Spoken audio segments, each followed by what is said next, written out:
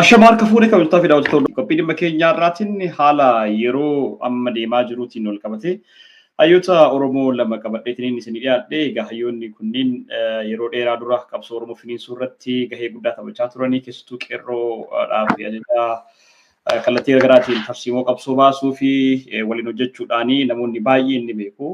Waggoota muraasaa as kallattii garaagaraatiin walirraa miidiyaa irratti wajjin dhufanii mul'achuu baatanis egaa kallattii garaagaraatiin wajjumaan turanii amma yeroo jalqabaatiif fuulaa fuulatti itti badarbee waliin miidiyaa irratti dhufanii haasaa turanii har'a fuulaa fuulatti waliin ta'anii waggaa 5-6 as booda gara qabsoo Oromoo taliiguu akeeka jiru kaa'uu walumaa galatti waan jiru irratti mari'achuu fi gama isaaniitiin ilaalchisaanii ummataaf qoodaaf asitti argamanii jiru. Tibba darbe kana kallattii garaagaraatiin marii garaagaraa godhaa turan iddoo garaagaraatti har'a waan baay'ee kaasneetidha wajjin mari'anna.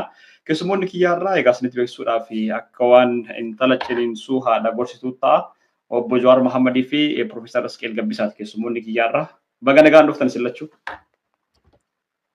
Baga nagaan dhuftan.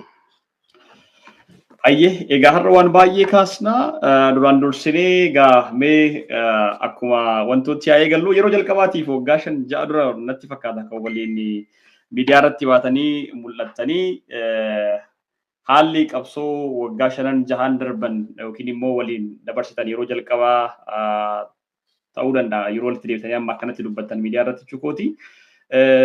Sanii asitti wantoonni deemaa turan yeroo dhumaatiif wanti miidiyaa irratti dubbachaa turtan waan baay'ee ture qabsoon gara xumuraatti geeffamaa ture yeroo sanitti achirraa kaanumee wantoota salphoodhumaan haa eegallu waggoota miidiyaa irratti waliin hin dhiyaatin turtan kana waan meeqatu darbe qabsoo Oromoo keessatti achumarraa kaanu Jawaar eegalu.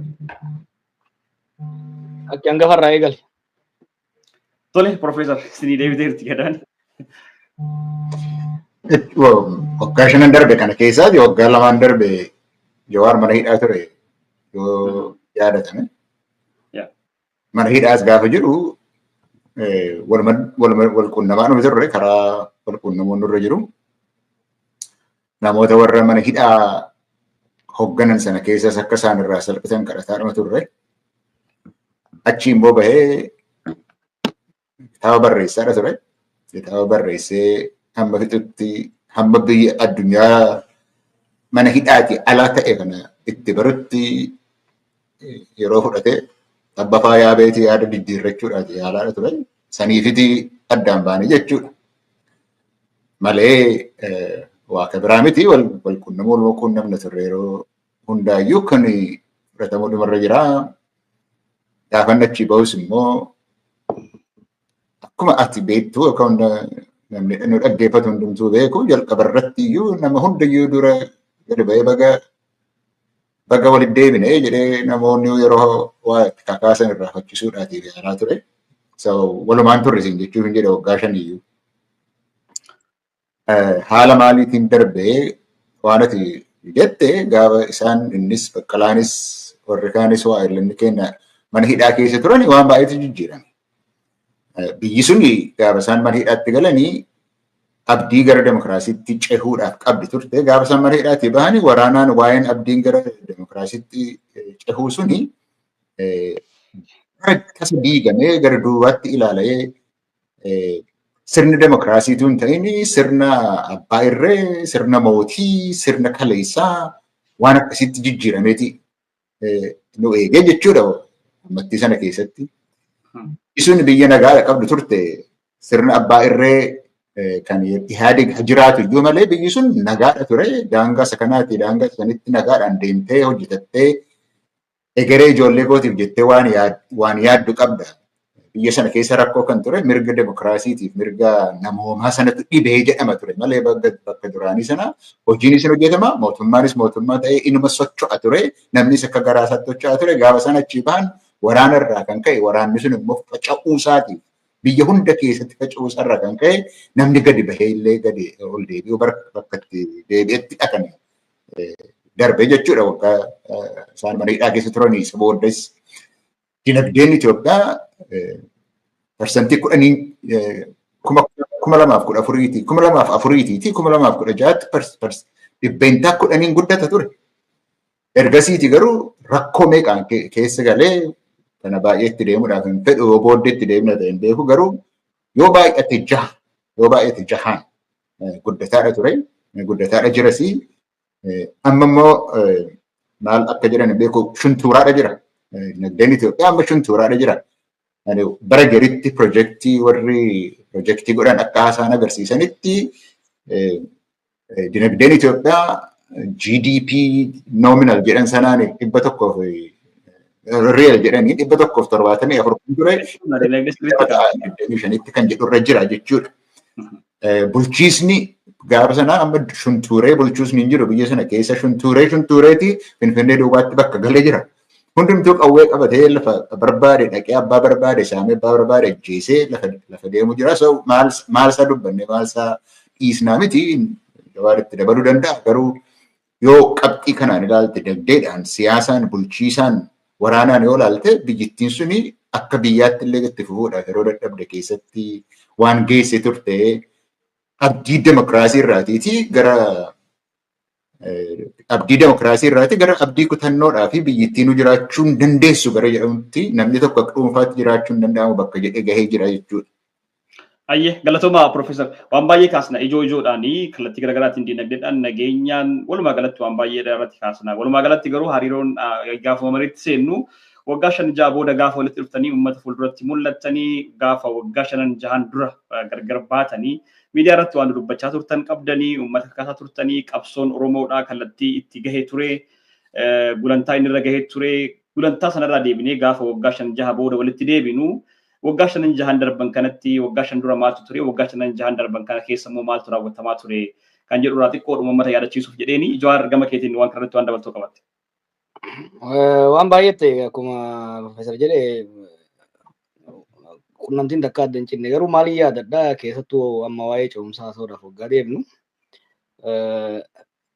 Our last conversation kan hin yaadadhu naannoo 2018 gaafa jarri didanii Abiy aangoorra baasuudhaaf murteessan ati Saandiyaagoo turre Paaster Gammachuu wajjin.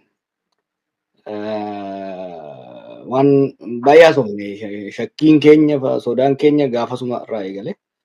Booda I think Genevaa dhaqnee Genevaatti managing transition ce'umsa kana akka rakkoo keessan seenne kan jedhu barruu dhiyeessinee turre waliin.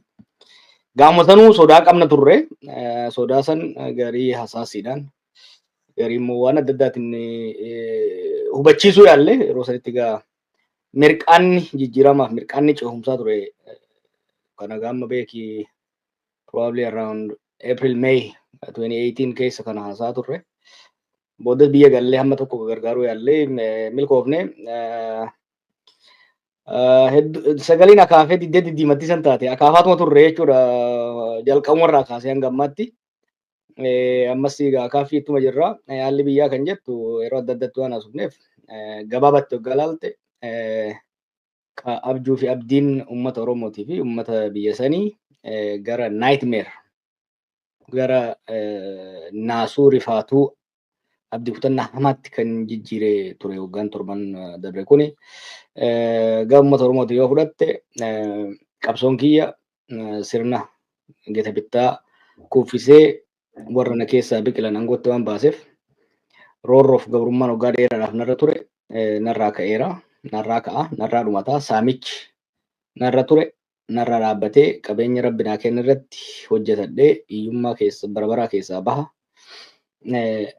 Abbaan fedhana dhiiturra mootummaa ifii filadheen seera ofii tumadheen bulee jiraadha abdii jedhu ture. Abdii santu gara dukkanaatti jalaa jijjiirame. Uummata Itoophiyaas yoo taate uummattoonni cunqurfamuun biyya sanii humni Oromoo qabsoon Oromoo fiixatti ba'uunis uummanni kun fi qabsaa'onni isaa roorroon maal akka taate cunqurfamuun maal akka taate dhiibamuun maal akka taate moggeeffamuun maal akka taate waraanamuun maal akka taate waan beekaniif finally isaan gama aangootti dhufuun isaan injifatuun yoo ba'uun gadadoon gama siyaasaa gama diinagdee gama adda addaan jiru ni raawwata. Yani abdii guddaa hoggansa Oromoo irra kaa'atanii turan jechuudha. Abdii santu gufate abdii santu dukkanatti jijjiirame. Kana waan wal dho'isinuu miti. Waan uummanni keenyas kan qalbiin cabe Uummanni biraatis hooggansa Oromoo irratti qabsoo Oromoo irratti qalbiin akka cabu taasifame. Kunis qabsoon sun hamma tokko gara fuulduraa deemee sanboota garuu har'a uummanni Oromoos saamicha takka argee hin beekne. Ajjecha murruqii takka argee hin beekne keessa jira. Fiizikalii gama diinagdeetii fi gama nageenyaatiin rakkoo takka argee hin beekne keessa jira. San caalaa garuu saayikoloojikali miidhaa hamaa keessa seene. Maaliif yeroo dheeraaf qabsoon Oromoo bakka takka gahuu hin dandeessu miliyoona 50 taatanii maal jechaa kan turan. Amma immoo hoggaa namni isaa isa keessaa bahe baalagatu. Dhugaan siin jaa basilxaan mabaalag jedhan tokko ni jiraami. Santu uumame. Uummata keessatti mataa ol qabatee deemuudhaaf haala saalfachuu keessa seene jechuudha. Waan ittiin hamatamu san itti dhugeesse Abiy. Waan Oromoorra maqaa balleessuudhaaf ittiin hamatamu san kan ittiin dhugeesse ture jechuudha waggoonni torban kuni. Garuu immoo akka dukkanaa itti nafu ifti dhufaa jira. Badiin Abiy murni sun mee kana jeettiin xumura. Namni saba Oromoo irratti daba dalage milkaa'in beeku. Durumarraa kaasee fakkeenya warri TPLF qabsaa'ota Oromoo 92 ari'anii boodarra waan isaan mudate. Jarri isaan guddisan kunis qabsoo Oromootiin aangoo qabatanii qabsoo Oromootiin aangoo qabatee Abiy jalqaba Oromoo dhagane jalqaba Oromoo waraane osoo Tigraay hin dhaqin. Ayyaanni Oromoo immoo laafaa miti. Kunoo akkuma amma agartu kanatti bililicii isaatiin dhugaa dhoksuu dadhabe addunyaarraa moggaafame addunyaan balfatte uummanni biyya sanii balfate yeroo aangoon isaa kirkiraa jirtura jirra. Kirkira kana bakka itti godhuun dur waan jechaa turre jira.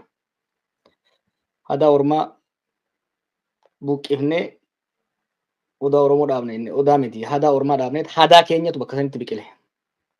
Hadaan kun amma buqqaa jira. Bakka san odaan keenya odaan uummata keenya dhugaan uummatoota Itoophiyaa akka bakka argatuuf irratti hojjetaa jirra. Ni hojjennas akka milkoofnus abdii qabna. Tole galatoomaa egaa akkuma seensaatti waan baay'ee kaasne waggoonni 5 darban 6 darban kuni waanuma guyyaa tokko daqiiqaa 15tti akkasitti waan raawwatamu miti. Guyyaan tokko iyyuu hin ga'u irraa haasa'uudhaaf gama dinagdeetiin gama dippiloomaasiitiin gama hawaasummaatiin waan baay'eedhaan waan baay'ee kaasuu dandeenya. Egaa kanatti garaagaraatiin Profeesar Isqeel Gabbisaa wajjin waggoota 5 darban kana direct guyyaatti yookiin torbanitti guyyaa 2-3 ta'uu danda'a kan wajjin haasa'aa turre hayyoota Oromoo biroo wajjini. Isinis gaafa maneedhaa turtan kallattii garaagaraatiin waan sana gochaa turre. Si wajjinis yeroo 2-3 tokko waan kanarratti dhimma godhanneetuma xiyyeeffannoo dura dubbannee turre waan ta'eef uummanni Oromoo qubaa qabaa gurraayis qabaa. Walumaa galatti haala yeroo irratti xiyyeeffannee waan amma deemaa jiru irratti haa dubbannu. Waggoota 5 darban kana duubatti deebinee ilaalaa waggoota 5 darban keessatti rakkoo nu mudatee gara fuulduraatti akka mudanne maaltu wayyaa waan jedhu irratti marii gochaa ta'edha kan deemnu gara fuulduraatti jechuu kooti. Amma yaada bilbiltuu tokkotu harkaanuu qaba.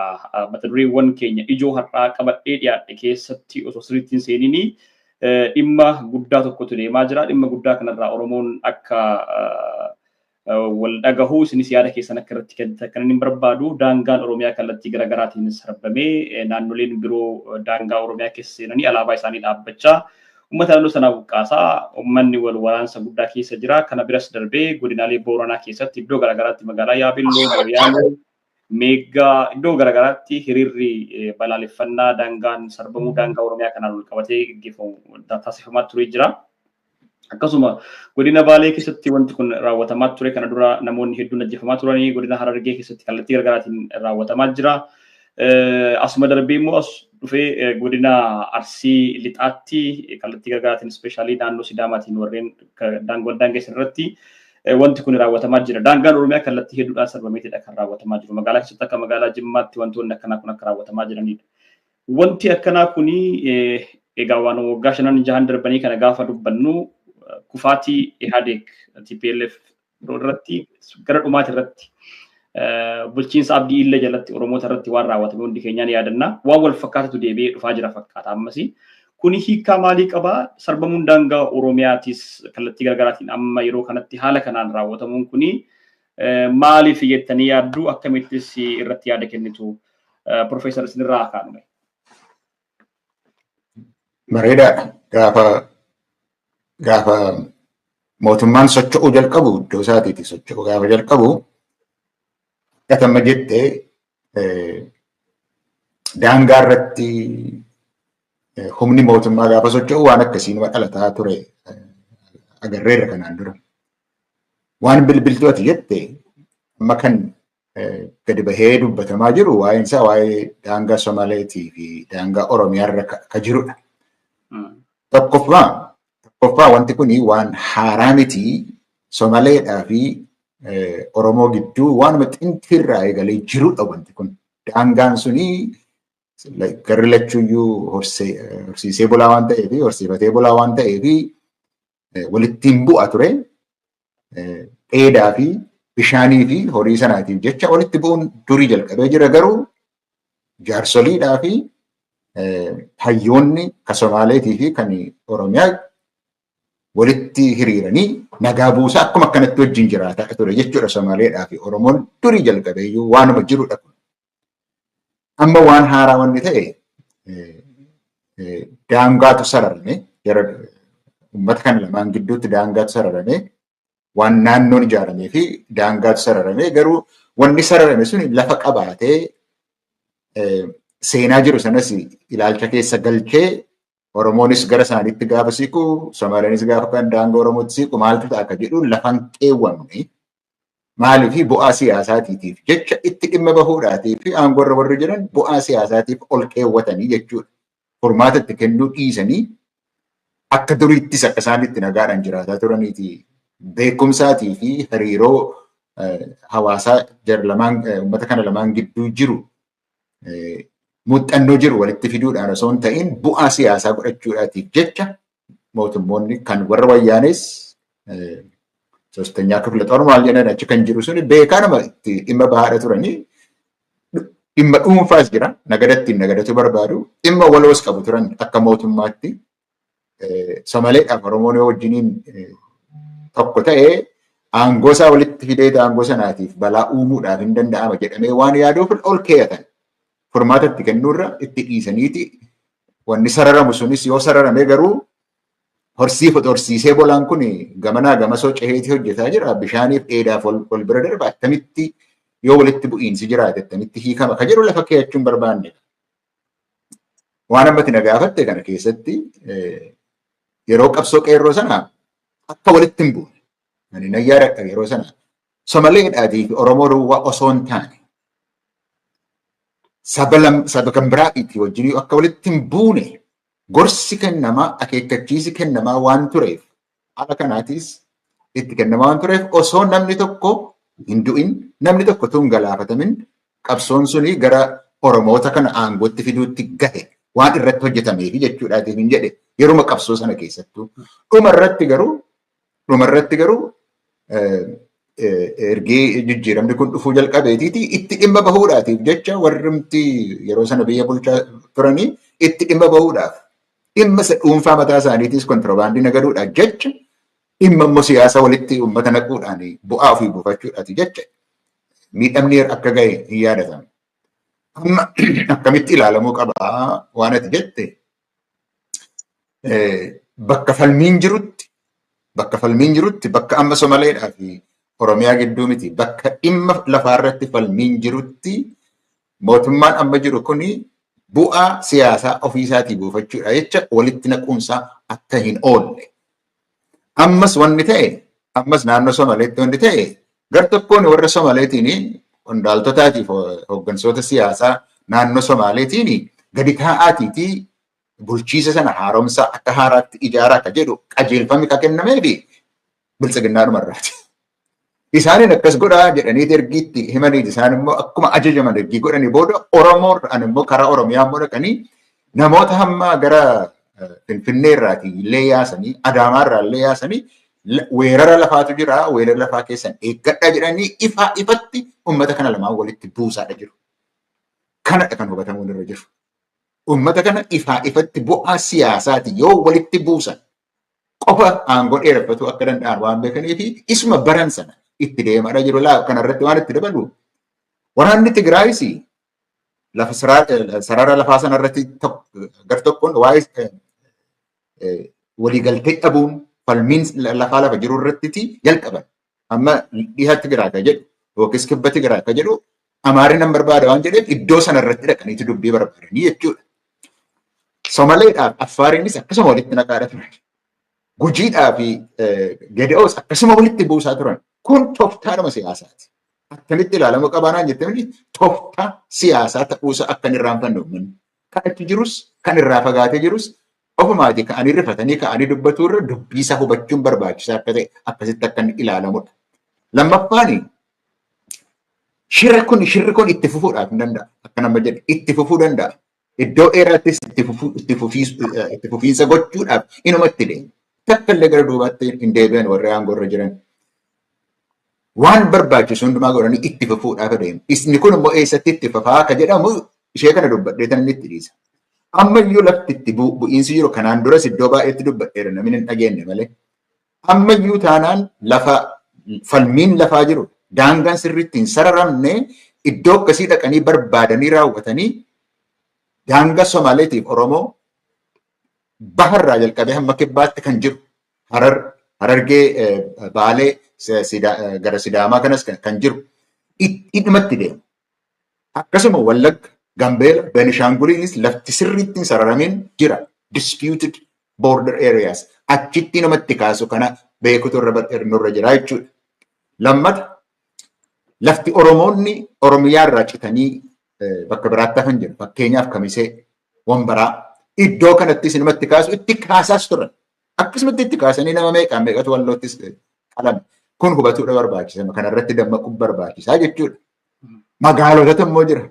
Magaalota keessatti uummatatu itti kaasatu hin ta'in kan akka Dirreedawaa, kan akka Finfinnee, waa'ee Adaamaa, Moojoo iddoo akkasii qubattoonni iddoo gara biraa heddummaatanii lafa jiranitti inuma akka kaasu itti fufsiisu jechuudha. Inni kaan immoo kan namni hubatuun irra jiru kan akka Horroo keessaa lafa qubattoonni haaraan warra durii osoo hin taane qubattoonni haaraa jiran sanattis inumatti kakaasu. Tooftaan kun akkasitti hubatamuutu irra jira. Fira xaxuun isaaniin oolu. Uummata qoqqooduudhaan walitti buusuudhaan aangoo dheereffanne jechuun tooftaa isaanii akka ta'e ifaa waan ta'eef akka inni itti fufuu akka itti ilaalamuu qaba kan jedhu yaada qaba. Tole galatooma Profeesar egaa Jawaar gara keetitti hin deebisa. Wanti addaa irratti si kaasu wanti kana dura deemanii akkuma Profeesar duratti jedhanii walitti bu'iinsi daangarraa uummattoota keessattuu uummattoota naannoo qotee bulaa fi horsiisee bulaa ta'etti numa dhalata kun beekamaadha. Amma garuu mana maree naannoo Somaaliitu taa'ee daangaan keenya asi jedhanii godinaalee fi gandoota aanolee haaraa dabalatanii ragaasanii gadi ba'an. Jara kana keessaati immoo namoonni hedduun itti aanaa pirezidaantii paartii bilisignaa dabalatee warra federaala keessatti illee aangoo gurguddaa qaban beekamtii mootummaa federaalaatiin kan deeman wanti kuni ergama siyaasaa Profeesar jedhan qabaachuu isaa waan gaaffii nama gabachiisu miti. Maali ergaan isaa Oromoo irratti wanti amma naga'u kun deemuun isaa qe'ee Oromooti irraa buqqisuun isaa lafa Oromooti irratti alaabaa naannoo biroo dhaabuun isaanii Oromiyaa kallattii hedduudhaan weerara kanaaf irratti raawwatamuun isaa hiikaa maalii qabaa? Kan ammoo akkamitti irraan danda'ama? Wanta of gaafachuu qabna maaliif amma maaliif ta'e? Kitaaba kee keessatti boqonnaa tokkotti kennee waa'ee hariiroo Somaaliif Oromoo wal dhibdee ture san akkamitti akka tasgabbeessinee furre barreessee jira. Achi keessatti akkuma kaa'etti akkuma Profeesar amma kaa'etti historically uummanni kun obbolaadha wal daangaa jira dheedaa bishaan irratti walitti bu'uun waanuma jiru gara walitti bu'iinsa sabaa dhiisiitti sadarkaa gosaatti osoo hin gahin dhaabbata. Uummanni daangaa irra jiru kun walii fira afaan walii haasaya. Kana bara TPLF san sadarkaa tokkotti ol ka'e. Kunis maali naannoo san nagada kontirbaandii jira. Kontirbaandii kana daddabarsuudhaaf jecha daldaltoonnii fi qondaaltonni waraanaa wal ta'uudhaan uummata walitti buusanii yeroo humni nageenyaa garas deemu kontirbaandii dabarfataa turan. Itti aansee hoggaa qabsoon qeerroo fi niinuu san ol cimsanii gara siyaasatti fiduudhaan gara sadarkaa sabummaatti guddisuun bordoddee irraa kaasee hamma moyyaaletti uummata kan walitti buusanii buqqaatii guddaa dhumaatii guddaa geessisan. By the way, erga biyyatti galle booda wanni guddaan anis namoonni biraatis taanee irratti hojjenne uummata kanaan lamaan jidduutti nageenya akka bu'u gandaa hanga gandaatti jechuudha. Naayiroobiitti walitti qabuudhaan, Dubaayitti walitti qabuudhaan, as biyya Ameerikaatti walitti qabuudhaan, bakkoota adda addaatti walitti qabuudhaan, achis qe'ee hanga qe'eetti dhaquudhaan Harar Direedawaa namoota immoo hamma daangatti dhaquudhaan uummanni kun akka walitti lolli akka dhaabatuu fi akka hin kaane godhuun danda'amee ture. Yeroo sanitti furmaanni waaraa akka dhufu dubbiin daangaa sun lammata akka hin kaane akka furamtu bakkoonni fi magaalonni irratti walitti gaarreffannaan jirtu furmaata akka argattuuf fedhii ture. Hawaasa lamaanuu irraa dhugaa dubbachuuf bulchiinsa naannoo Oromiyaatii fi bulchiinsa naannoo Somaalee irraas fedhii ture. Lammaa fi Mustafaa irraa dhugaa walii galchuun barbaachisaadha. Abiyyi didee dhaabsise waan san bara san dhaabsise. Dhimma wayyaalees furuudhaaf dhimma Direedawaa furuudhaafis daangaan kun for once and for all akka furamuuf abbootii gadaa, damiinota, ugaazota, abbootii qabeenyaa, dargaggoota mari'achiisuun waliigaltee irra gahamee ture furuudhaaf ni dhaabsifame. Maaliif fanjiin jarri wayyaanee kaa'e sun gara fuuldurallee nu fayyada yaadee ture jechuudha yeroo sanitti watamu waatus. Sani as waggoota jahaaf nagaan jiraate uummanni kun. All of a sudden naannoo ji'a jahaan har'aati ka dubbii eegale yoo yaadatte yeroo buktuuriidhaaf deemaa ture san dhimma kana kaasee akeekkachiisuu eegaleen ture. Torbanuma lamaa kan tokko keessatti Bordoddee irraa Direedawaa Baaleen hamma Mooyyaleetti walitti bu'iinsi eegalamee jechuudha. Waa'ee waggaa jaha nagaan ture maaliif ka'e waggaa jettu maaltu ta'e jettee ilaaluudha. Sirnichi laaffataa waan deemuuf keessattuu haalli dinagdee kun daangaatti uummata hunda waan miidheef uummanni kun nutti fincilee waan jedhaniif waan kana godhan. Otoo wanni amma naannoo bulchiinsi naannoo Somaalee godhu kuni Oromiyaa qofaan miti bara. Keessattis gosoota Somaaleetis walitti buusuudhaaf daangaan keessatti tattararamee jira. Fincillee amma mormiin gama Booranaatii fi gama qofaan miti bara godhame. Somaaliyaa naannoo Somaalee keessattis mormii baay'ee godhama. Aqxaachaan naan jedhamni isaanii tokko gangaafadhu aqxaachaan gubbumarraa naannolee kana wanni keessa galchuu barbaadan. Keessattuu Oromoo irratti xiyyeeffatamee maaliif godhama? Naannoo Somaaleetiinis, Sidaamaanis, even karaa Jimmaa kana irratti amma dheengadda ijoollee lama ajjeesanii dhimma saba Guraagee Oromoo fakkeessuu yaalaa turan. Waa'ee naareetiivii oofaa jiran tokko jira seenes isaan oofaa jiran kun mootummaa Oromooti mootummaa kanatti fadhaa yoo mootummaan kun inni ije gamaa gaman asirratti yaa'anii isin fixan jedhanii sense of insecurity uummatatti galchuu barbaadan jechuudha. Wanni kun karooraan hojjetamaa akka jiru wanni isa beeksisu qondaalonni tikaa basaasonni bara TPLF san jeequmsa kana godhaa turan. Jeequmsa maqaa dha'uu nan danda'a. Yeroo san jeequmsa kana godhaa turan. Sababa saniin gariin hidhamanii gariin ari'aman ji'a jaha dura gara dannatiitti gara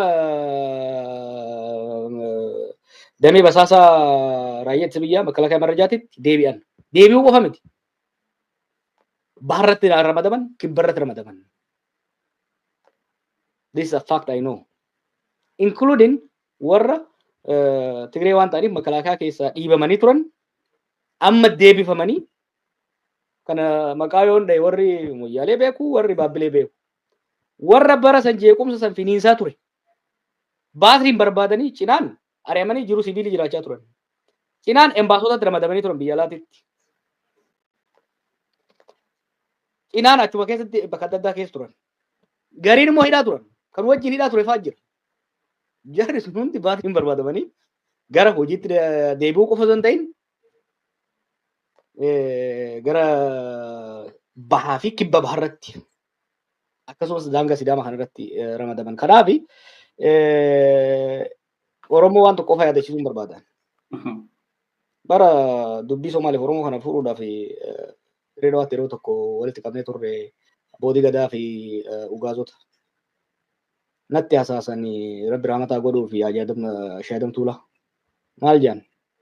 Oromoo tana waan jettuuni kan qabsoofne biyyaaf malee biyyeef miti. biyyaaf malee biyyeef miti. Jechuun biyya guddoof qabsoofnu malee kaayyoof karoora biyya guddoo osoo qabnu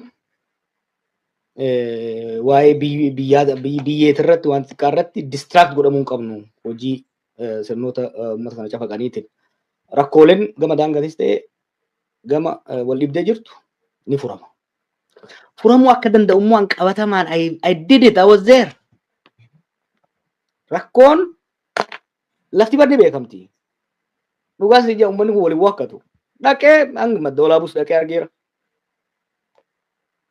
Booranas dhaqee argeera. Kan Harargeetti deddeebi'ee argeera. Jaarsolii daangarra jiran kan Somaalees kan Oromoos dubbiseera. Hojii torban takkaati. Rakkoon daangaa kun lammata akka hin kaane godhuudhaaf hojii torban tokko gaafata. Uummata kana walitti fiddee turuudhaaf. Sirni amma jiru kun waan kana furuudhaaf fedhis qophiis waan hin taaneef uummanni keenya obsuudhaan wal qoccola daangaa by the way Oromoo keessatti illee godhaa jiru bara. Oromoo keessatti dhimma nageelleetiin wal qabsiisanii yoo kana immoo fakkeenya maal godhan beektaa? Magaalaan Awaash takka jirti as Adaamaa bira. Bakka godina Shawaa Baatii fi godina Arsii gidduu turte. Cinaan isii godina Arsii keessa jirti. Cinaan Arsii ni beekta gara ganda keessan ittiin deemanii abtaamu.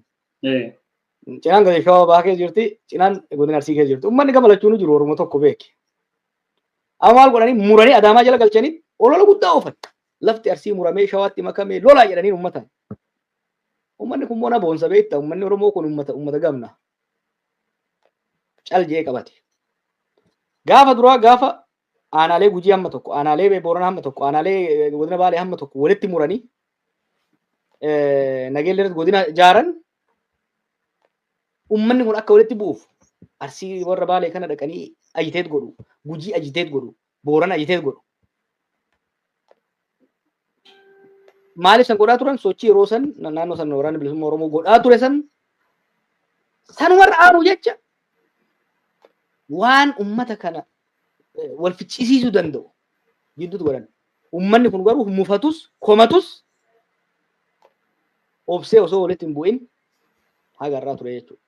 Kanaaf rakkoolee jijjiiran kana gara fuulduraa kan keessa Oromoo jirus ni furra, kan saboota biraa wajjin jirus ni furra. Ammatti muuxannoo gahaa qabna.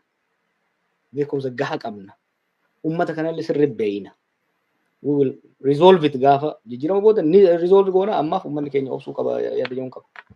Tole galatooma sillachuu egaa kallattii kanaan wantoonni deemaa jiran baay'eedha. Namoonni naannoo sanarraatti kallattii irraatiin ergaa turan haala amma deemaa jiruun hiriira amma gaggeeffamaa jiru kanaanii waan baay'ee waan jijjiiraa akka jiranii fi akkasumas wantoonni jiran akka bakka jirutti dhaabbachaa akka jiranidha kan nuuf dheeraa turanii. Waan jiru jala buunee hordofnee kan gurra uummata kaawwaniitiin geenyu ta'a. Tarii mata duree kan birootti isin dabarsa kanaan wal qabatee sa'aatiidhuma keenyatti fayyadamuudhaaf mata duree guddaa qabna. Mootummaa biyya bulchuurraati har'a ibsi bahee jira. Ibsa sanaanis sirriitti ni kaasna. Ibsa san bira osoo hin gahin garuu waan baay'eedha irratti mari'anna. Ibsa sanuu maaltu fidee irrattis immoo ni mari'anna. Garuu wanti guddaan tibba kana hayyoonni Oromoo akkasumas bakka buutonni paartilee siyaasaa Oromoo gaggeessaa turan tokko xiyyeeffannoo guddaa horatee kallattii garaagaraatiin namoonni irraa haasa'aatiidha kan turan guyyoota muraasa darbee jechuudha. Keessattuu Waashingtan magaalaa Siyaatilitti wanti raawwatame sana jechuu kooti. Mariin keessanii walitti dhufuun hayyoota Oromoodhaan nu gammachiisaa garuu maaliif kufaatiidhuma Abiyyi irratti qofa xiyyeeffannoon godhamee kufaatii Abiyyi booda wanti karoorfamee jira moo'ii inni lammaffaa kanuma wal qabatee jechuudha. Otoo mootummaan kun aangoo qabatee aangorra jiru humna waraanaa ajajuu baankis taankis harkaa qabu akka waan mootummaan kufeetti ta'anii mari'achuun of sobuun ta'uu jedhu namoonni baay'een. Kanarratti deebiin keessan maalidha? Mariin keessan gaariidha. Maaliif xiyyeeffannoo sanarratti qofa ta'ee akka waan mootummaan kufeetti haasa'uun keessan immoo maalidha? Uummata sin burjaajessuu of sobuu hin ta'uu jedhu. Profeesar Sinirraan qaba.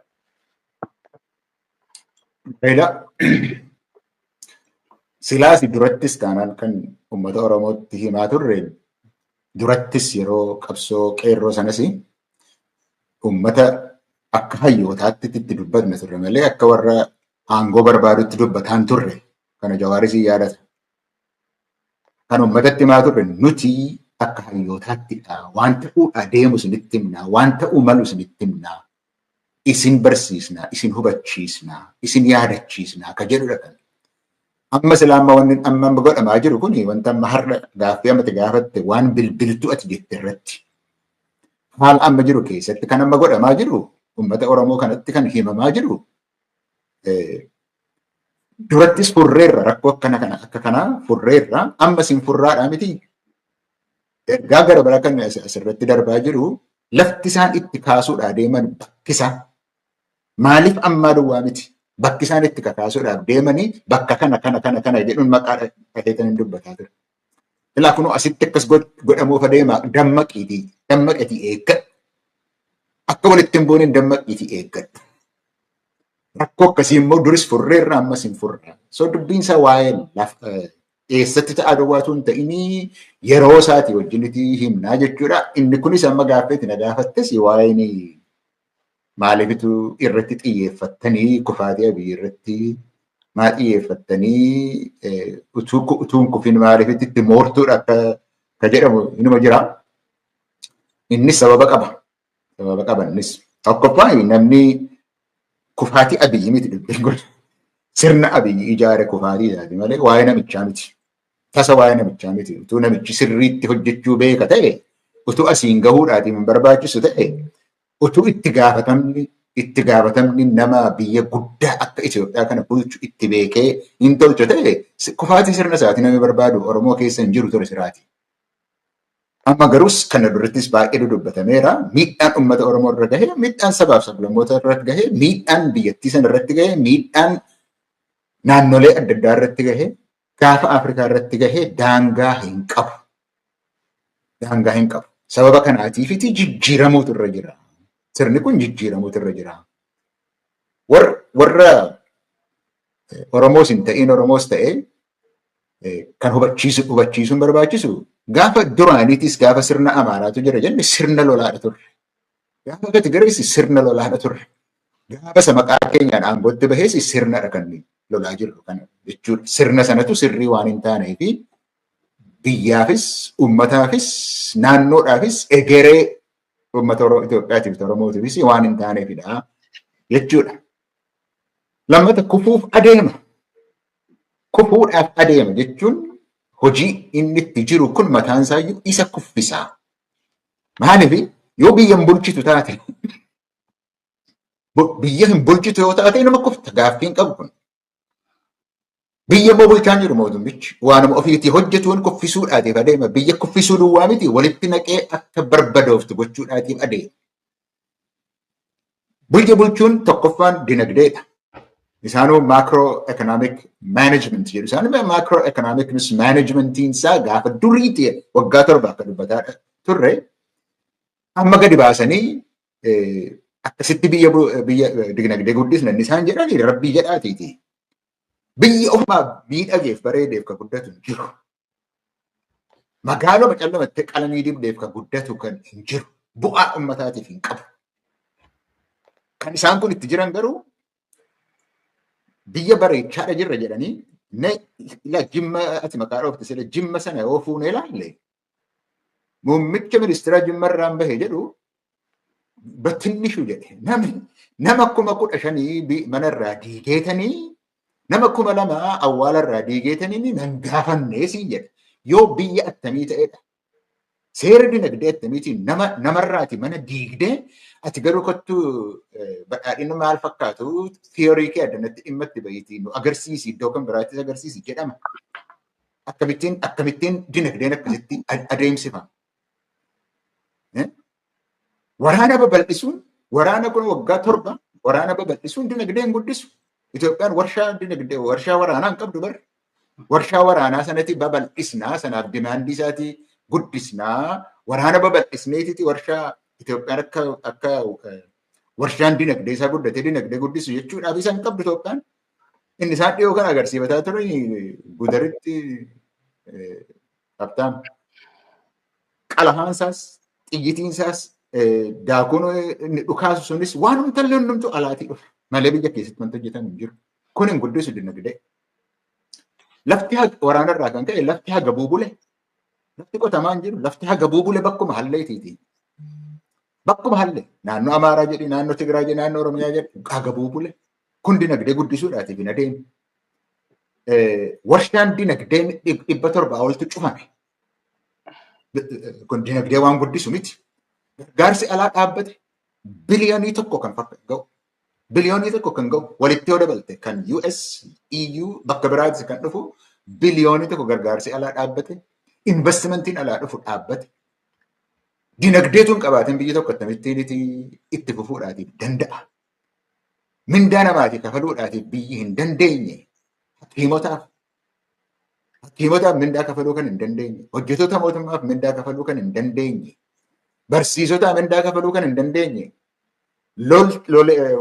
Loltuudhaatiif kafaluu hin dandeenye. Akkamiin itti fufuu danda'a? Ilaa akkasittiin dinagdee, waraana, dippiloomasii maaloo jedhee itti fufuudhaaf hin danda'a barbaachisaa miti. Waan isa tolchu, waan isa tursiisu miti mootummaan kun kan inni hojjetaa jiru. Kan isa balleessee mootummattis balleessee biyyattis balleessu waan ta'eef kufuu isaa miti gaaffiin. Baduu isaa miti kan gaaffiin. Nama kumatan immoo hin qaban. Itti himnaan dhagahuu didan. Nama kumatan immoo hin qaban. Isa kana kan calmanne teenyeen ilaallu. Teenyee ilaaluudhaaf hin dandeenyu. Hin danda'amu. Bulchiisni sun tuuree naannoo Amaaraa keessatti magaala tokko keessa yoo qabaatan malee magaala kan biraa dhaquudhaaf hin dandeessu yoo helikopteraan ta'e malee. Bulchiisni waan hin jirreef Oromiyaan akkas, Finfinneen akkas. Daseetiin maal akka jechuu ta'e daseetii ta'anii achi keessa ofiitii tolfatanii waajjira isaanii tolfatanii magaala isaanii bareeffatanii masaraa mootummaa bareechisanii achi keessa jiraachuudhaaf kan isaan barbaadan. Kufuunsaa waan hin oolle ija namaarra jira, dirree namaarra jira. Waa tokko musiif himu sammuu namaa keessaatii badeera mootummichi. Sammuu namaa keessatti du'eera jira jedhee namni gara mootummichatti baqatu hin jiru. Mootummaa moggaafamee ala jiru addunyaan dhiise kun utuunni badaa jiru ilaaluun barbaachisaa miti. Kufeera.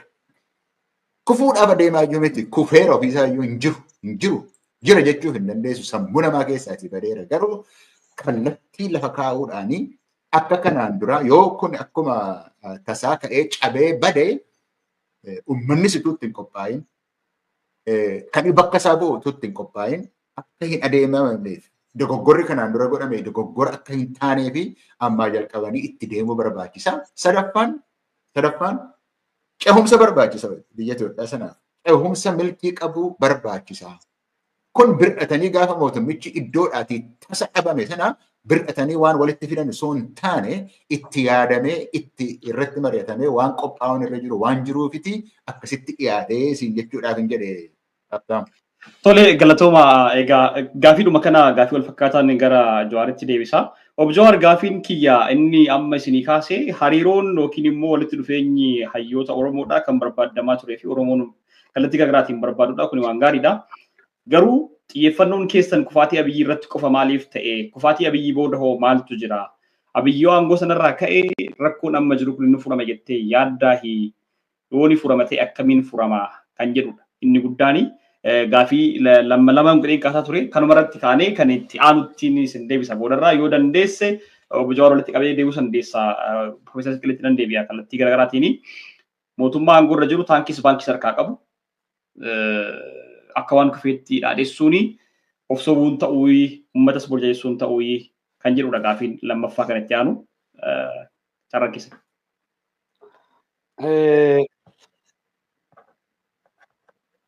Jijjiirama kun waa 18 duu deebitee waggaatti maddoo hoggaa nu gaafattu namni hedduun hoggaa gaafatu waa lama jira. Qabsoon qeerroo sadarkaa saffisaa ta'ee fi gatii madaalawaa ta'een jijjiirama fiduu isaa bu'aa tarsiimoo ta'uusaa namni ni fudhata. Kan itti qeeqamnu garuu jijjiirama dhufe san itti abboomuudhaan uummanni injifannoo argamsiisanitti abbaa ta'ee sirna dimokiraatawaa kan hidhaaf ajjechaan irraa dhaabatu kasaamichi irraa dhaabatee ittiin misoomu jaarsuu hin dandeenyedha. Jijjiirama fiduu hin danda'ameera. Jijjiirama san bakka barbaadameen gahuu hin danda'amnedha. Qeeqa kana eega fudhannee amma kan godhaa jirru hir'inoota jijjiiramoota sadeen amma dura dabranii 74, 91, 2018 kana hunda keessatti qabsaa'onni hirmaataa turan. Hubadhu warri siyaasatti wal geenye kun sadeen kana keessatti kan hirmaateetu wal gahe. Obbo Xafaa Abdii warra san durarraa kaasee qabsoo kana bu'uureessee Profeesar Mahammad hayyuu bara sanarraa kaasee beekumsa maddisiisaa ture. Achirraa kaasee Dr. Bayaan dabalatee Profeesar Qaayilis warra bara dargiitis ce'umsa 91tis itti dhiyeenyaan argaa ture. Warri hafne immoo warri boodarra jirru immoo ce'umsa 2018 keessatti hirmaachaa warra turredha. So we have accumulated experience. Ce'umsa sadan kan sirriitti xiinxallee jechuudha. Maaliif ce'umsa fiduun danda'ame? Jijjiirama fiduun danda'ame jijjiirama san bakkaan gahu. Jijjiiramoota kana hundarraa waan arganne qabna, waan dhabnee qabna, bakka garaa keenyaan geenye waa'ee. Jijjiiramni itti aanee dhufu kun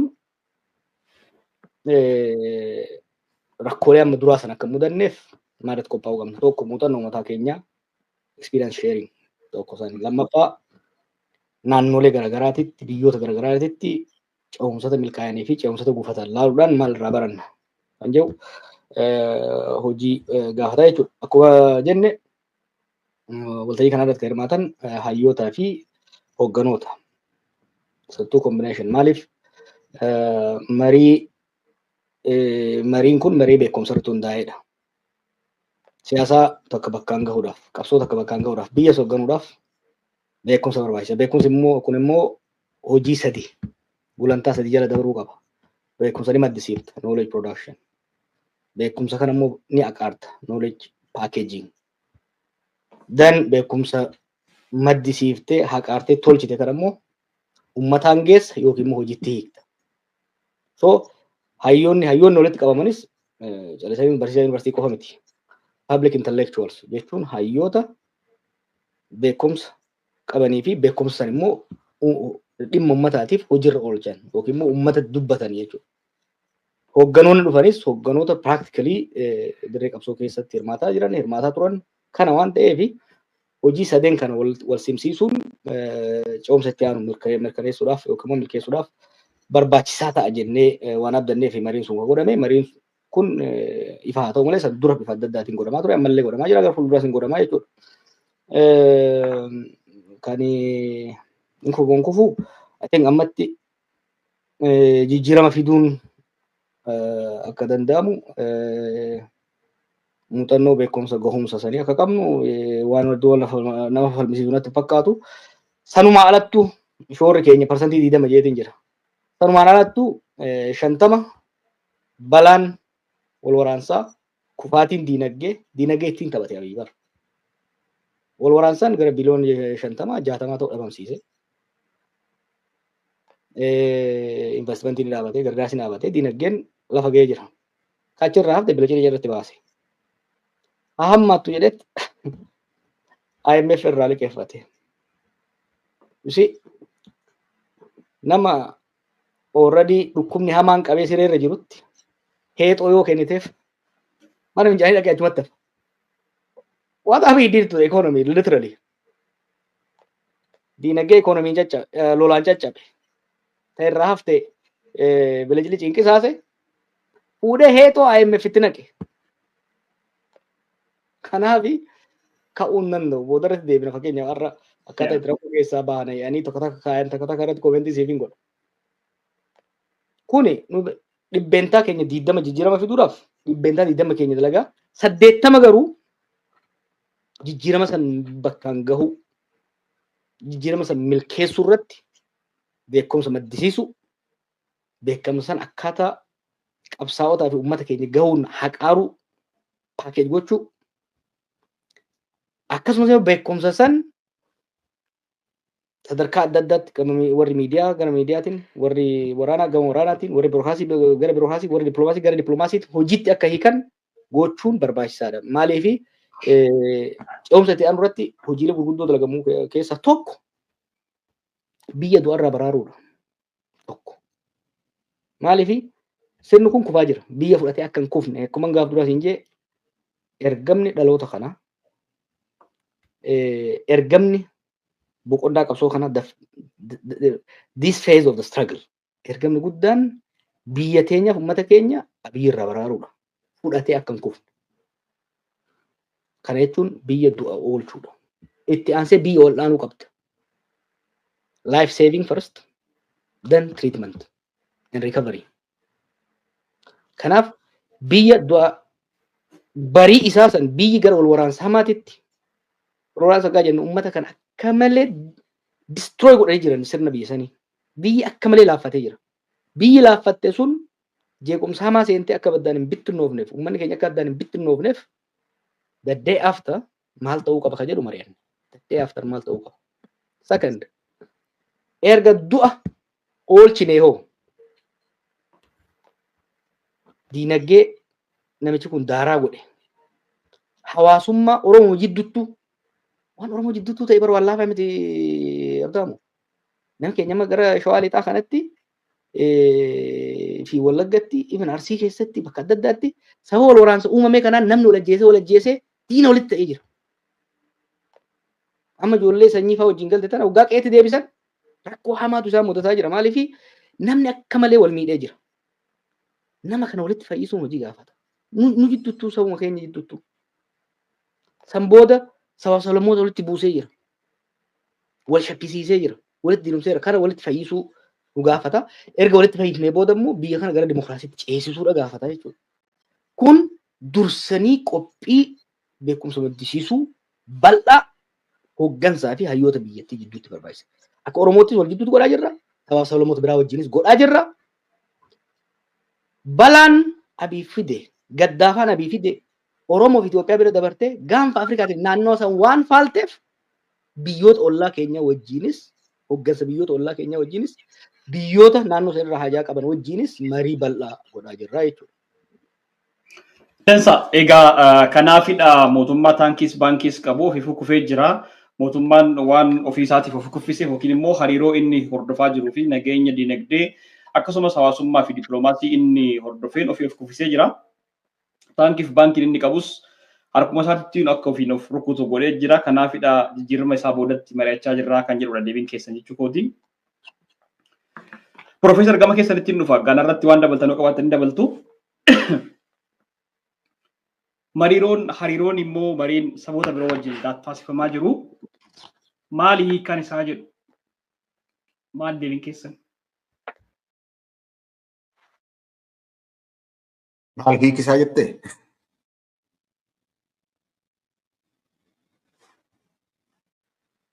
Hariiroon namoota siyaasaa biroo wajjin godhanii maal isaa waan ati jette yeroo ammaa kana keessatti akka ilaalcha kootti gaaffiin Oromoon saba biroo wajjin akka kanaan dura barreessitee godhamu kuni Oromoo keessaa waan qabu natti hin fakkaatu amma akka ammaatti. Nama of galchaa dhiifama. Gaaffiin kan koo sirriitti fagachuu fi hariiroon saboota biroo wajjin hayyoonni Oromoo godhaa jiran kuni garam nu geessa. Oromoo wajjin mari'annee jirraayi. Kana duras marii kallattii garaagaraatiin obboleettiin qopheessa irratti hirmaata turtanii. Obbo Jawaaris kaleessa dadatu wajjin gaafa taa'ee haasa'u kallattii garaagaraatiin mariiwwan godhamaa turantu jiru. Kuni Oromoo wajjin dura fixattanii garas deemtanii qabsoo Oromoo fuutanii warra Amaaraatti kennaa jirtan moo wanti isaan wajjin godhaa jirtan kun maalidha gaaffiin isaanii sirriitti fagachuu jechuu kooti itti fagachuu. Akkasumatti nu badhee gaaffii yeroo ammaa Oromoo keessaatii ka'u mitiirraa kan jedhee kana yaada kun sababni isaa wal dhibdeen isaa maali Oromoo gidduutti?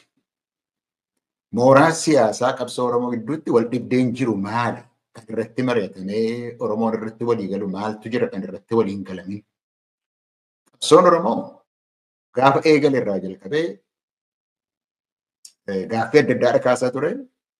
Yeroo warraaqsa qeerroo garuu achi as bahee akka nama hundaatiif galuutti diinaafis firaafitti galuutti qabsoon keenya qabsoo abbaa biyyummaatii jedhame. Kanaaf qabsoofnaa Biyya abbaa biyyummaa jechuun kun immoo karaa siyaasaa ofiin of bulchinaa, dinagdeedhaan haqa qabnaa, lafa keenyaaf leecaaloo keenya irratti abbaatti taana, ittiinis immoo bu'aa isaatiin immoo ittiin jiran. Aadaa fi afaan qabnaa, aadaa fi afaan keenya immoo ni guddifannaa, ittiin uummata keenya tokkoomsina jennee gaafanne waan Oromoon irratti walii hin galin. Mooraa qabsoo Oromoo kana keessatti wanti Oromoon irratti walii hin galin kan irratti walii galuun nurra jiru maal irratti? Gaaffii yeroo hundumaa ka'udha. Oromoon tokko hin taane Oromoo dura tokkommeessa. Oromoon gaaffii siyaasaa amma qabu irratti akka har'a tokko ta'ee hin beeku. Ifaadha waan Oromoon itti deemuuf tarii ilaalcha adda addaa jiraachuu danda'a. Kaan biyya bilisoomte barbaannaa biyya walaboomte kan jedhu jiraachuudha. Ni mala isa irratti garuu yookiis federeeshiniidhaan bullaa yookiis konfedereeshinii yookiis waan kan biraadhaanis buluu dandeenya kan jedhee ilaalcha adda addaa dhaabbilee siyaasaa kan qabaa dhaabbilee siyaasaa ilaalcha adda addaa qabaatuudhaatiif hin danda'u. Dubbiin kun garuu namatu murteessaa yookiis dhaaba siyaasatu murteessatu hin ta'in uummata Oromootu murteessaa jedhamee irratti walii galameera kunis. Galma isaa irratti kaayyoo irratti walii gallaan akkamittiin akka inni xumuramus irratti walii gallaan maal irratti wal dhaba? Kan Oromoon irratti mari'atuun irra jiru isa kamii jechuun toftaas yoo ta'e toftaa qabsoos yoo ta'e waraanni jira, fincilli jira, karaa nagaa ka deemu jira. Hundumtuu karaatti fakkaate qabsaa'u. Kun waan walitti nama buus miti, waan irratti wal lolanis miti, waan irratti wal ciiga'anis miti, waan irratti wal gaareffatanis miti. Walii galteen jira. Maaliif waa'een Oromoo kun yeroo hundumaa gadi ba'ee tokkummaa Oromootiif jedhameeti yaadama. Oromoo keessatti rakkoon hin jiru yoo ilaalcha irratti ta'e immoo akkuma kanaan dura agarsiifame siyaatilitti dheengadda agarsiifame isa irratti agarsiifame dubbatnee mari'annee waliigaltee irratti ga'uudhaati wanti rakkoo ta'e hin jiru. Tokkoffaan kanadha. Oromoon diina baay'ifachuun diina heddummeessuun Oromoodhaa fi qabsaa'ota Oromootiifis dantaa ta'uun irra hin jiru. Toftaas ta'uun irra hin jiru. Hojii kana warri biltsiginnaa nuu hojjetaniiru akka gaariitti Oromoon akka inni jibbamu godhaniiru waan meeqa hojjetaniiru dhiibbaa meeqa sabaaf sablammoota irratti geessisanii waanuma Oromoo irratti geessisan iddoo gara biraa irrattis waan geessisanii fi akka tamasila jechaa turte taankiif baankii qabdu bajataaf jeettiis qabdu hunduu kan keessan ka jedhu dhalatee jira. Dhugaatu hin ta'in nama baay'een dhugaa godhatee fudhateera. Amma nuti yoo Oromoodhaatiif hojjenne jenne diina Oromooyyuu xiqqeessuun hojii guddaa barbaachisaadha. Nuuf diina heddummeessuun barbaachisaa miti. Abashaati jette intinaa sana keessattuu yookiis siyaasa biroo kan deemsanii wajjinuu kanatti jette siyaasni Oromoo duriyyuu taanaan mariidhaan kana deemudha. Waliigalteedhaan kana deemudha. Saboota kan biraati wajjinis akkasumatti deema. Kun siyaasa qaroomina qabudha. Waliin dubbatta. Warra waliin gallee wajjin waliin dubbatta. Warra waliin galleen wal hubachiista. Sababa kanaatiif saboonni warri hariiroo nuti qabnu kaayyoo nuti qabnu hin qabaatin jiru Itoophiyaa keessa. Isaanii wajjin iyyuu dhaabbilee siyaasaa hariiroo jennu sana kan hin fudhanne wajjin iyyuu waliin dubbachuun siyaasa qaroomina qabudha. Barbaachisaadha. Diina kana immoo irraa xiqqeessuudha barbaada. Warra akka keenyaa immoo jiru. Warri kaayyoo siyaasaatiin irratti walii garuu uummanni baay'eetu jira. Sabaaf sablammoonni baay'eetu jira. Isaan immoo Oromoo akka obboleessa hangafaatti kan isaan ilaalan. Oromoo irraa waan eegan qabu. Oromoo irratti waan hirkatan qabu. Sababa kanaatiif isaaniinis wal duukaa hiriiruudhaaf akka dandeenyutti shakkii isaan qaban irraa hambisuun hojii guddaa kan nu barbaachisudha. Kanaaf waan PP'n uummata Oromoo kana dhimma mataa isaaniitiif jecha dantaa Oromoo irraati waan fagaate mooraa qabsoo Oromooti waan ala ta'e deemsisaa Oromoo kana uummata kana biratti waan isaan jibbisiisanii isa irraa badii PP'n fidde sana fayyisuun fooyyessuun barbaachisaa waan ta'eef inni immoo bor waan jedhamu tun ta'in waan har'a irratti hojjetamudha. Arfaffaan waan ani jedhu waa'ee ammata naan jette irratti lachuusaa wal duukaan deemu yoo Oromoo keessa waa jiraate yoo wanti irratti waliin dubbachuu dandeenya barbaachisu yoo jiraate mooraa qabsoo Oromoo keessatti saba Oromoo gidduutti waan irratti dubbatame yoo jiraate iyyuu isas deemsisaa kunis deemuudhaaf hin danda'a waan dabaree eeggatu miti. Kanaafiti waan Oromoo keessaa ka'uun irra jiru miti yeroo ammaa keessatti gaaffiin kunii jechuudhaaf hin jedhu. Tole galatooma Profeesar egaa gaaffiidhuma kanaan gara obbo Jawaaritti deebisa. Obbo Jawaar especially hariiroo tibba darbee godhameen dabalatee akka addaatti immoo kaleessa dheengadda marii obbo Latoo Jingootan irratti marii dhumti Oromoon osoo mana isaan qulqulleeffatiin obbo Raasaa wajjin hin mari'atiin warra Kaabaa wajjin warra Habashaa wajjin yookiin warra Amaaraa wajjin godhuu kun maal inni jedhanii akkamitti Abiyyi caala Oromoo caala Lidatuutu naaf caala jettee dubbattaa inti jedhu kuni ijoo dubbii ta'eetidha kan deemaa ture. Kuni kallattii garaagaraatiin egaa Oromoo caala fira caala alagaadhaaf of kennu alagaadhaaf wajjin mari'achuudhaaf taa'uutu dursee hayyoonni Oromoo kallattii gam qabsoo Oromoo deebisaa jiranii kan jedhudha kan isaan kaasanii. Deebiin keessan maalidha asirratti walumaa galatti hariiroon marii fi walitti dhufeenya sababa namoota biroo wajjin godhamaa jiru kuni maal inni hiikkaan isaa garam nama geessa especially gara Oromootiin jechuuti. Akkuma Profeesar jedhe Oromoo jidduutti hooggansa Oromoo jidduutti mooraa qabsoo Oromoo jidduutti garaagarummaa xixiqqootu jira. Garaagarummaa tooftaa adeemsa hariiroo namoota dhuunfaatiin ture. Kana fiiksi godhuudhaaf waan seeshinii takka waltajjii takka waan fixee miti jechuudha san bakka hin geenye jirra. Duris yoo ta'e garaagarummaan jirtu isa taaktikal. Wantoota san akkaataa wal simsiisanii wal hubannaan uumamu irratti hojjechaa deemna.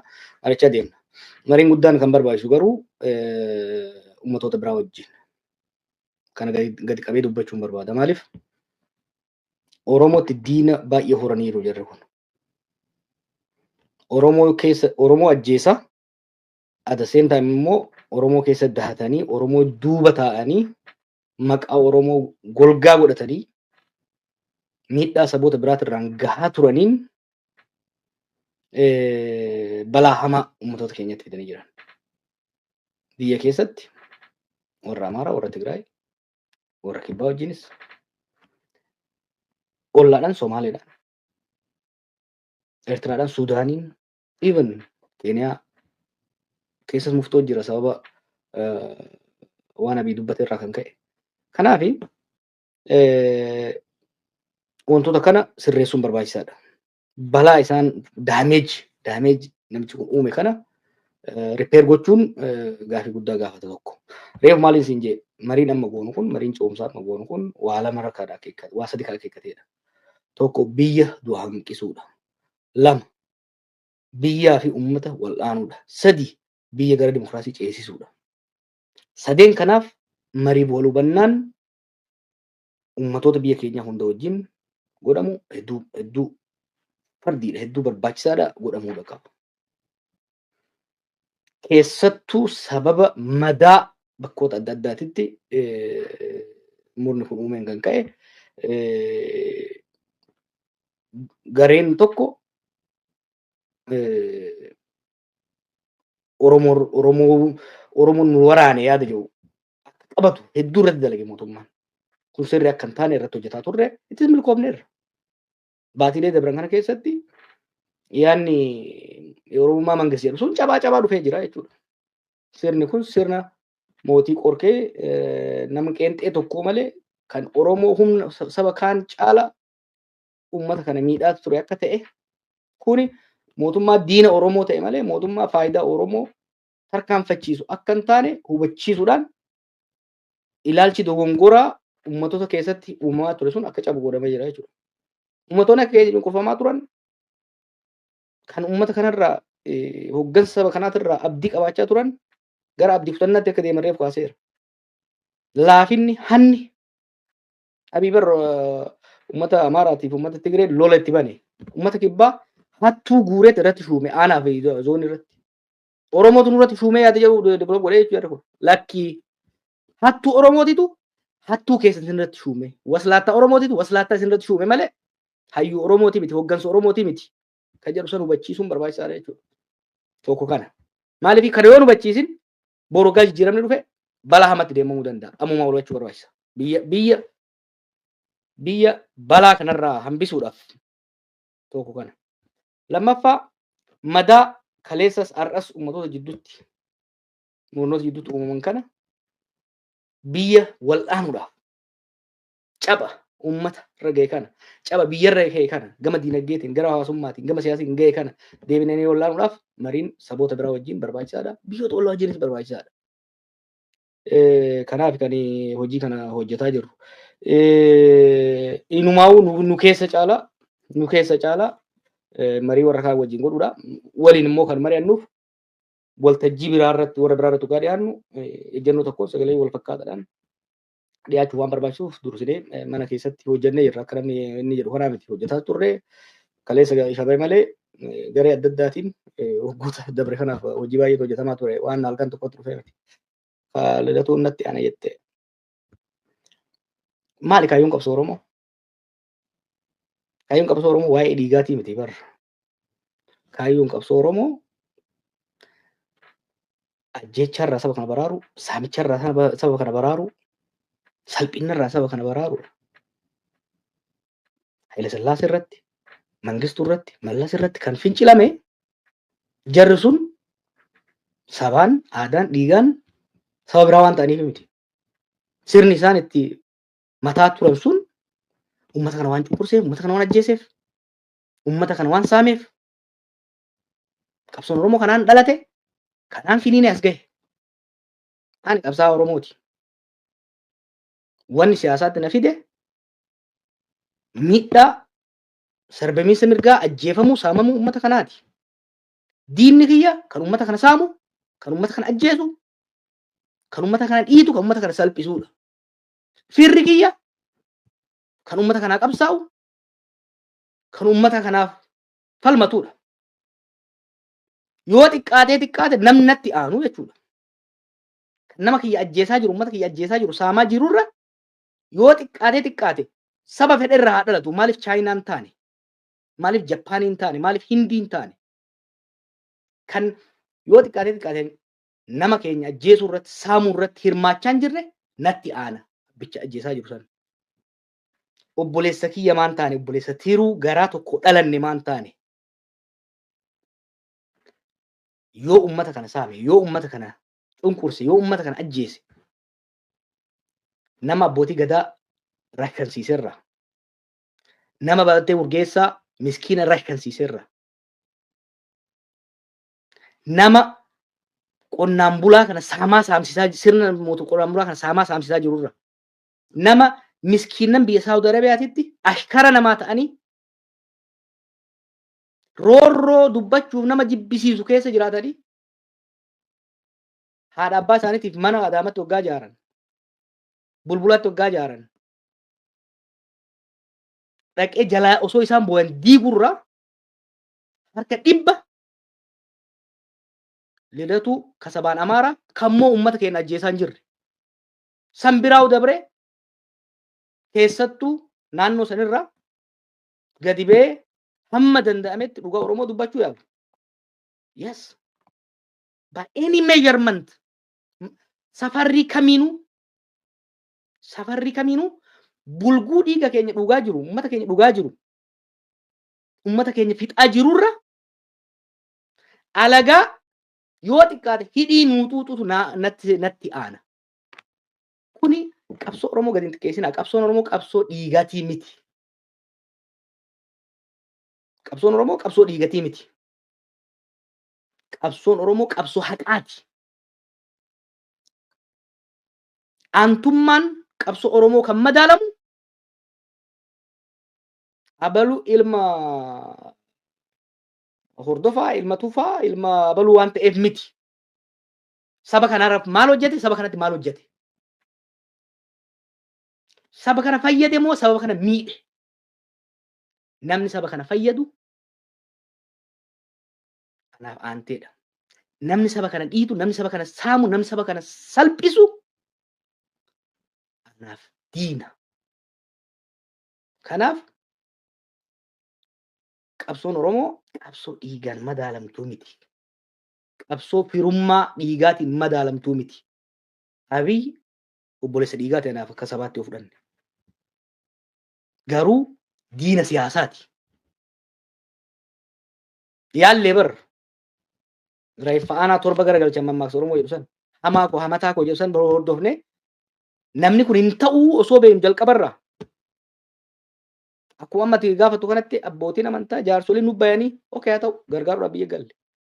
Erga hidhaa baane aboon nagaya buusii Oromoo jidduutti saboota biraa wajjin 3 years irratti dalayne. Ajjeechaa Oromoo ni hammeesse. Akkamitti namni Oromoo ajjeese harreetti feesisu. Kan abbootii gadaa ajjeesisu, kan sheekota ajjeechisiisu. Milishaa gadiittu ajjeese naan jedhin. I was there gaafa inni qajeelfama kenne gaafa Komishinar Solomoon Burraayyuutti ajjeefame walgahii gaaddisaa walgeenye gaafsan ajaja kenne direct irmijaan akka eegalamu. Kanaaf yoo kun isaan akka aarsu taate ani ilma haadha tiyyaas yoo ta'e adeera kiyyaas yoo ta'e kan nama ajjeesu kan nama saamu kan nama salphisu anaaf diina. Samiirraa isaa ba'u lafa haa ba'u. Alagaas haa ta'u nyaapha fedhe. Kan nagaatti amanu, kan dimokiraasiitti amanu. Kanaaf aantee takkaahuu waahila qabsooti jechuudha. Tole galatooma egaa namoonni baay'een gaafii dhimma kanaan wal qabate gaafachaa turtan kallattii garaagaraatiin deebii keessan akkasanii deebi'e abdiin qabaadha. Egaa har'a waan baay'eedha kaasna gaafii hedduu namoonni baay'een keessan argaa jirtanii kan dura sirbitan kan amma ergaa jirtanis gaafii keessan argaan jira. Garuu har'a kallattii garaagaraatiin xiyyeeffannee kan deemaa jirru gara dandeenyetti gaafiin keessan gaafii ani kaasu wajjin wal simata yoo ta'e kaasaan deema sanaan waliin simanne yoo ta'e garuu yeroo birootti beellama qabannee gaafii keessan irratti xiyyeeffannoo addaa goonee kan gaafannu ta'a hayyoota kannaan keenya. Egaa amma mata duree birootti isin dabarsa. Mata dureen biroo isin dabarsu mootummaan ibsa baasee jira har'a. Tibba kana obbo Awwaluu Abdii itti aanaa pirezidaantii mootummaa naannoo Oromiyaa kan ta'anii miidiyaa biyyattii irratti dhiyaatanii waan baay'ee kaasaa turan. Waanuma san deeggaru, waanuma san jabeessu mootummaan immoo har'a akka ibsaatti baase. Keessattuu manni maree paartii badhaadhinnaa yookiin immoo paartii bilisiginnaa jedhee of waamu kuni mariidhuma amma deemaa jiru kana mariidhuma kallattii garaagaraatiin hayyoota garaagaraa wajjin isin gootanii hayyoonni garaagaraa iddoo garaagaraatti godhanii illiitiiwwan saboota biroo kallattii garaagaraatiin godhan keessattuu xiyyeeffannoon isaanii warreen nu keessaa ba'anii diina nuti ta'an baandaawwan jedhanii kan kaasaa turan. Ibsi mootummaa hammana guddatuu fi hammana deemaa jiru kuni maal jedha? Maal sirriitti agarsiisa? Inni biroo akka addaatti wanti isinii kaasuu barbaadu haasaa obbo Awwaluu Abdii godhan tokko isinii kaasuu barbaada akka fakkeenyaatti. Nuti dirree keessa jirraa jedhan taphattoota 22tu dirree isteediyeemii keessatti taphataa kubbaan miila keenya jala jirti deeggartoonni isteediyeemii keessa jiran deeggaraa jiran nu faana jiranii warreen alaalaa haasa'anii fi nutti dubbatanii homaa fiduu hin danda'an warra fooddaarraan ta'anii abbaa murtii dirree keessatti taphachiisus ta'e warra dirree keessatti taphatu yookiin immoo deeggartoota dirree keessa ta'anii deeggaraa jiran san homaa gochuu hin dandeenyedha. Qabsoon gara durii sunii bira darbamee jira waan jedhu kaasaniitidha haasa'aa turan. Kun hiika maalii qabaa mootummaan kallattii garaagaraatiin gama hooggantootaatis ta'ee kallattii garaagaraatiin gadi ba'ee haala kanaan kennuun akka paartiittis ibsaan manaa baasuun jijjiirama akkamii fide dhiibbaa akkamii fide jettanii yaaddu mariiwwan hamma ammaatti godhamaa jiru kuni gara mootummaatiin immoo muddama akkamii keessa isaan galcheettanii yaaddu moo duubeedhuma gaafii kanaaf deebi'aa jiru kan akkamitti ilaaltan Profeesar Silxaan kan.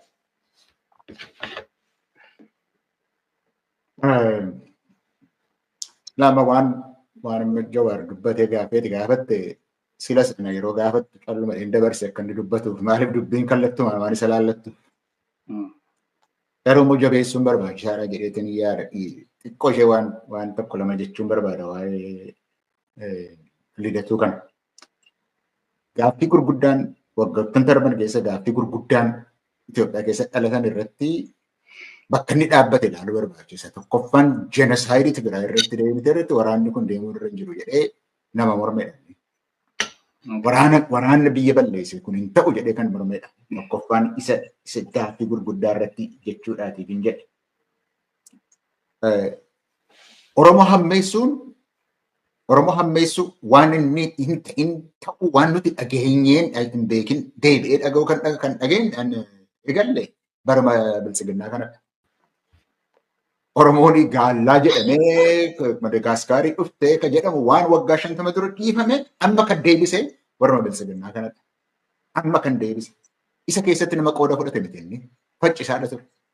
Faccisaadha ture akkasitti ta'uun irra hin jiru jedhee.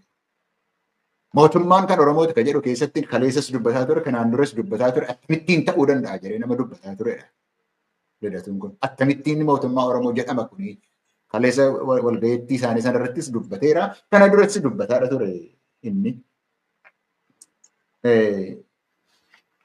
Kana duras deebisaa foo ta'e malee Jawaarii gaafa duraanii gaafa jalqaba wal arganii anarra Eritiriyaarra Isaayyaasirra kana natti dhiyaatu jedhe inniyyuu lidatuun yoo namni yaadatu kana natti dhiyaatu ijoollee biyya kootiitii Debratsiyooniitiif Jawaaridha jedhe inni gaafa sana amma miti laa waggaa 6 dura kan inni akkasuma jedhe obbolummaa nama dhiise miti jechuudhaaf hin jedhe gaafa sana iyyuu jarri kun obboloota kootii jarri kun lammiiwwan biyya kootii ilaalcha siyaasaa irratti adda addummaa qabaatu dandeenya garuu obboloota kootii nama jedhedha.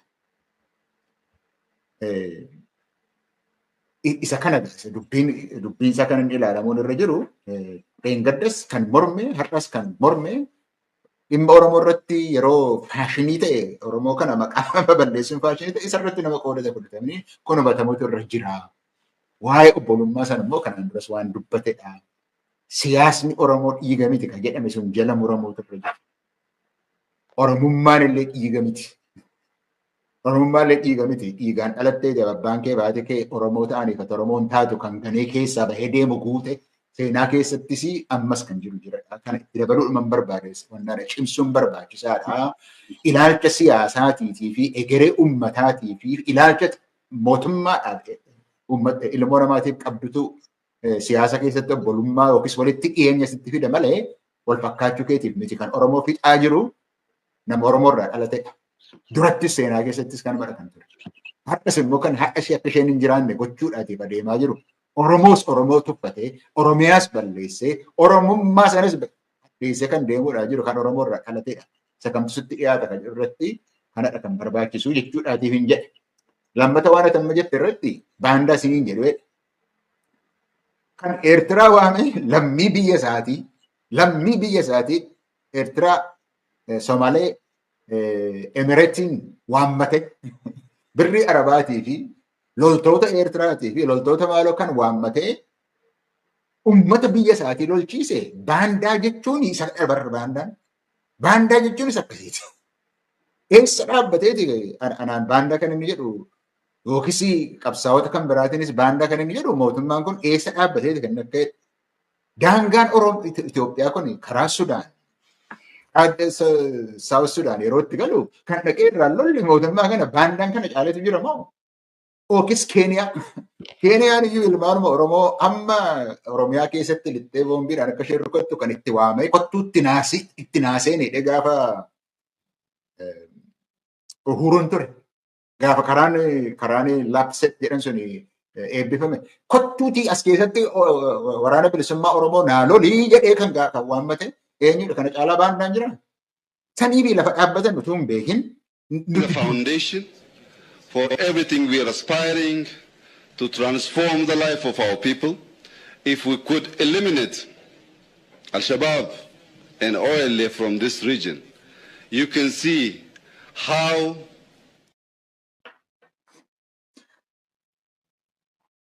Sagaleen kenna gaamu. Akkuma namni yaadatuuf jedhee isinii fide viidiyoo kana. Sirriidha galatoomii haaqee naa galatoomii kan dhaqee waammatee alagaa waammatee uummata mataa isaatii OLB wajjin ilaalcha siyaasaatii addaan baate kan achi keessa lolu ilmaan Oromooti gadameessa haadha Oromoo keessaa kan bahedha barra. Kottuutii naalolii kan jedhu kottuutii naalolii jedhee kan waammatu achirra dhaqee isa kamtu sitti dhiyaata isuma dubbisamni jalqabne irra isa kamtu irra sitti dhiyaatame kana keessaatiiti. Haadhuma laalaa wal yaadachiisuu barbaachisaa jechuuf hin jedhe baandaa sana. Isa waa'ee yoo jette maqaasaan ta'u maqaansaa timu hin jette itti aanaa pirezidentii. Awwalu Abdii jedhamu. Amma gaa waa'ee kubbaa miilaa gaafa haasa'u inni waa'ee kubbaa miilaa gaafa haasa'u akka fakkeenya metaforiidhaan haasa'uu isaati miti.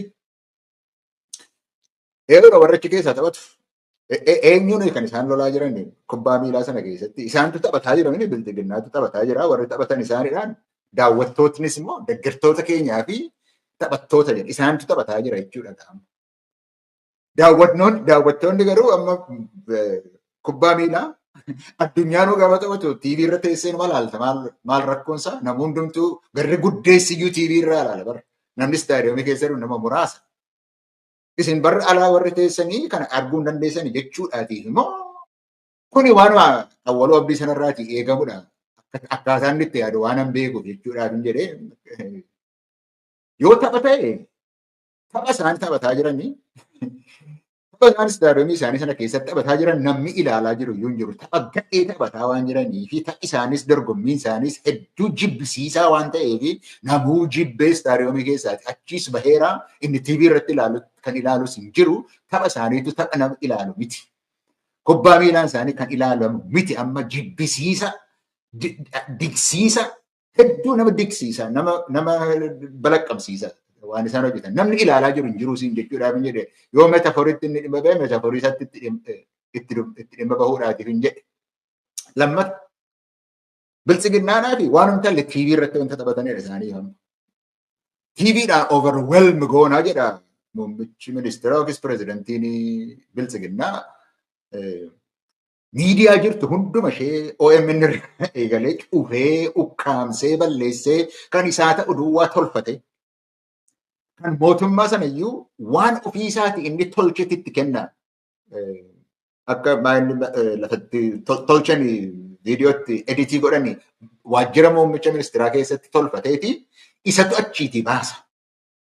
Amma torban darbee olaaltan guyyaa 4 halkan 4 maal gochii deebi'eeti dubbatuudhaati barbaadanni maal gochiidha kan isaanii qondaaltonni isaanii yeroo hundumaa warshaa kanatu eebbifame maaloo kanatu eebbifame TV dhumatti baasu waan maal TV dhuma irratti baasu.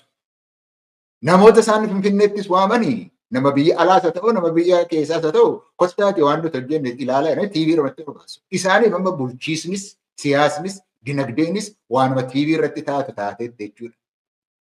Saniifiti akkasitti dubbata malee mariin amma deemaa jiru kuni TV'n ana malee hin jiru kan isheen jettudha.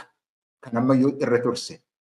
Amaarri warri Amaararraati lolanii jedha pirezidantiin Biltsiginnaa. Yoo Amaarri dhufe Oromoon isaan fudhataa? Warri Amaaraa soo dhufan maaloon isaan fudhataa? Kan inni jedhee yeroo halkanii ganama dubbatu ana yoo ta'e malee kan biraa biyya kana bulchuudhaatiif hin danda'u kan jedhu irraati kan ka'edha. Ani oduudhaan qabaa fi odeeffannoon qabaa fi namicha awwaluu abdiiti. Inni fashaleera. Waanuma haalli TV irratti baasan inni hojjetanii overwhelming goone jedhu inni fashaleera. Digsiiseera namayyuu. Namuu ilaaluun barbaadu waan sana. Ol jedhee quuheera namuu waa'ee isaanii sana. Inni bira darbeera akkasitti ooluun. Amma lafti nuti jirru biyyattiin hin jiraatti moo hin jiraattu jechuu irratti ilaa kana jedhee sanan dhaaba. Bakka BBC geenyeera nuti amma. BBC jechuun kun isuma amma Jawaar dubbataa ture gabaabseedhuma akka nama yaadatutti himuuf hin jedhe. Biyya baraaruudhaan ni jalqabaa. Biyyattiin baraaramuu qabdiidha. Baanni jalqabaa baraaruudha barbaachisa. Itti aansee immoo bayyaannachiisuudha barbaachisa biyyicha. Itti aanee immoo ceehumsa barbaachisa. Kanaafi BBC itti jirraa inni TV irratti hojjetanii isumanni waan fedheef hin jechaa jira. TV irratti isin hojjettanii namni ilaalu jiru.